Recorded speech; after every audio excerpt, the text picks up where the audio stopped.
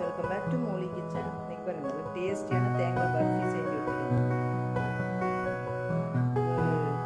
கொஞ்ச நேரம் ஒரு 5 minutes 5 to 10 minutes 10 நிமிஷத்துக்குள்ள நம்ம செஞ்சு வேண்டியது தேங்காய், அப்புறம் வந்து சர்க்கரை, ஏலக்காய் பவுடர், அப்புறம் முக்கியமாக வேண்டியது நட்ஸ் இருந்தால் போடல, இல்லை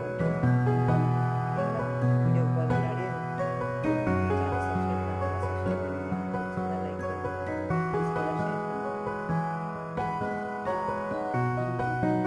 இன்னைக்கு வந்து தேங்காயில் வந்து ஒரு பர்ஃபி செய்ய போகிறோம். பர்ஃபினா தேங்காய் கேக்குன்னு கூட சொல்லலாம். இதுக்கு வேண்டிய இன்க்ரீடியன்ஸ் வந்து இது பாருங்கள். தேங்காய் இது வந்து டெசிகேட்டட் கோகனட், இதுதான் வேணும் அப்படின்னு அவசியம் கிடையாது.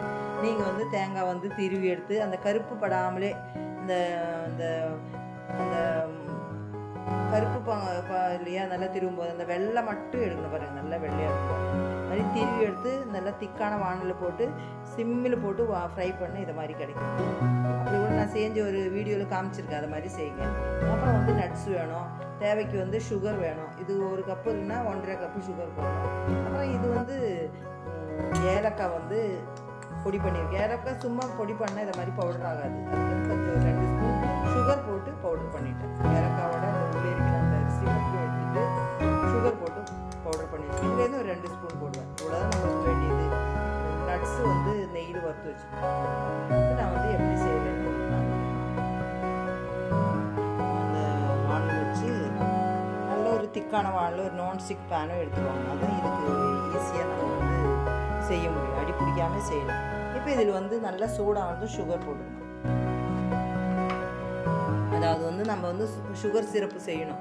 இப்போ நான் எடுத்திருக்கேன் கப்பு இல்லைங்களா, அந்த கப்பில் வந்து 1 கப்பு தேங்காய் பவுடர்னால் 1.5 கப்பு சுகர் எடுக்கணும். கொஞ்சம் சுகர் கம்மியாக போதும் அப்படின்றவங்க கொஞ்சம் கம்மியாக எடுத்தால் போதும். இவ்வளோ எடுக்கணும் அப்படின்னு அவசியம் கிடையாது. நான் வந்து ஒரு சுகர் கொஞ்சம் ரொம்பவும் போடல. அவ்வளோ சுகர் வந்து போடலாம் பிடிக்க மாட்டேது. அதனால் கொஞ்சம் சுகர் கம்மியாக போதும் அப்படின்றவங்க அதுக்கு தகுந்த மாதிரி கொஞ்சம் கம்மி பண்ணிக்கணும். இப்போ இது ஒரு 1/2 கிளாஸு 1/4 கிளாஸு கூட போதும் தண்ணி. சுகர் வந்து கொஞ்சம் டிசால்வ் ஆகணும், அதுக்காக தான் இது போடணும்.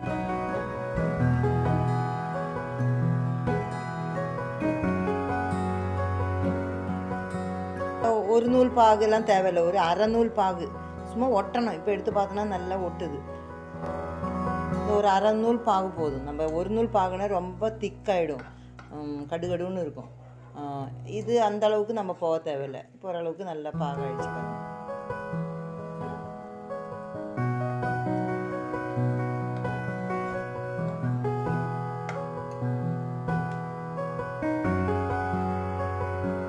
இப்போ வந்து நம்ம வந்து இந்த தேங்காய் திருவி வச்சிருக்கிற தேங்காய் எல்லாம் வந்து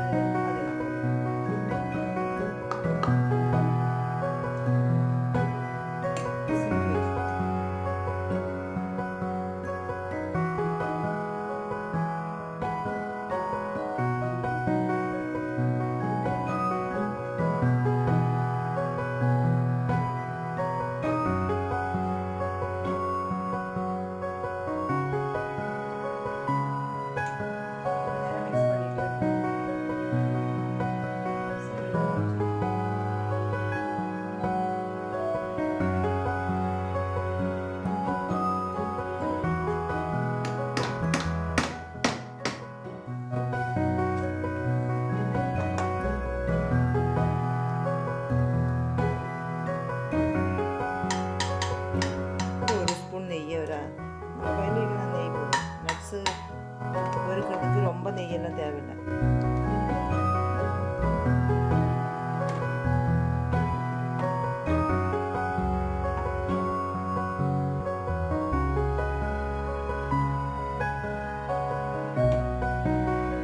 இப்போ வந்து இதில் வந்து நம்ம ஏலக்காய் பவுடர் பண்ணி வச்சுக்கோங்க பாருங்க. அது ஒரு 2 ஸ்பூன் சுகர் போட்டுருக்கு. அதனால தான் 2 ஸ்பூன்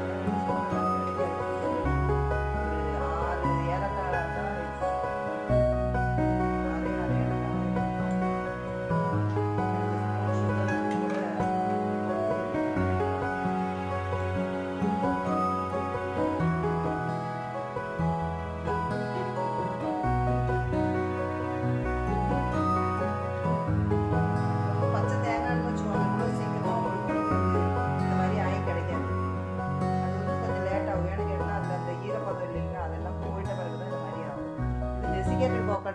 உடனே ஆயிடுச்சு. இல்லைன்னா நான் சொன்ன இல்லையா டெசிகேட்டட் கோகோனட் மாதிரி நம்ம செய்யணும். அதாவது ட்ரை ரோஸ்ட் பண்ணி வைக்கணும். அதுக்கப்புறம்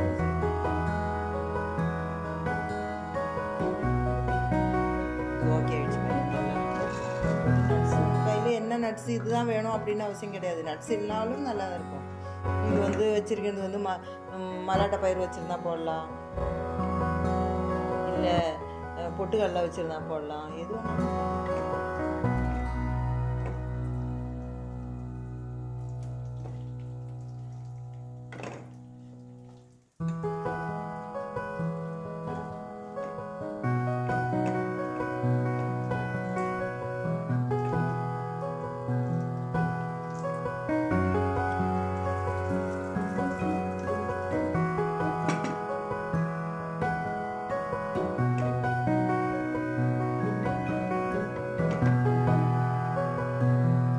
டெசிகேட் கோகோனட் பவுடரோட லிங்க் உங்களுக்கு நான் டிஸ்கிரிப்ஷன் பாக்ஸில் கொடுக்குறேன். உங்களுக்கு அது வேணும்னா கூட வாங்கிக்கலாம். இது நல்ல original desiccate coconut powder.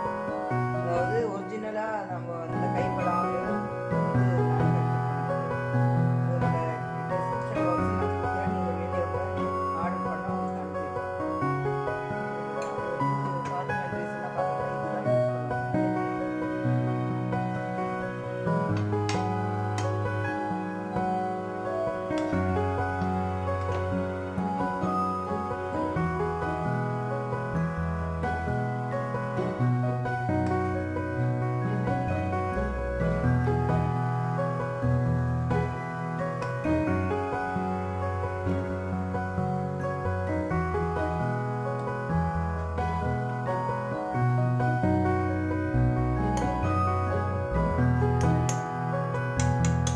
Set பண்ணி வச்சுக்கோங்க. ரொம்ப திக்காக இல்லாமல் ஒரே மாதிரி.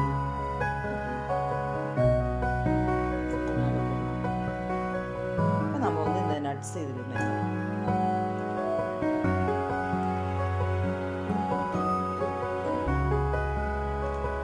போடும்.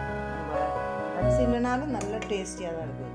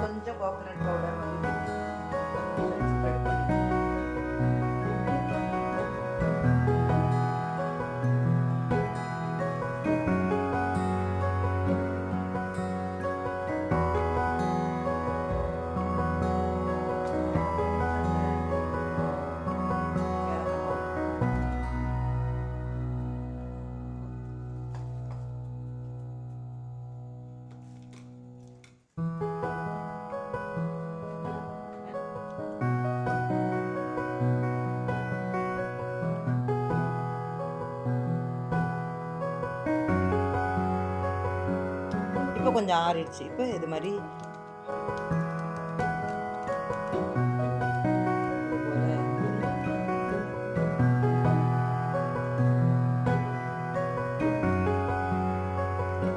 பீஸ் பீஸாக போட்டு வச்சுக்கணும். இல்லை பிள்ளைங்களுக்கு வந்து அப்படி பிடிக்கல அப்படின்னா நல்ல பாத்திரத்தில் இந்த கட் பண்ணி பீஸாக போட தேவையில்லை,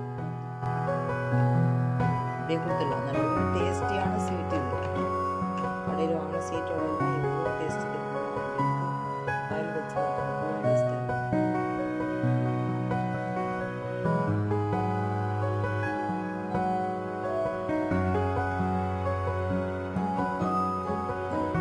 ஆறிட்ட பிறகு இது அப்படியே ஒரு பீஸ் பீஸாக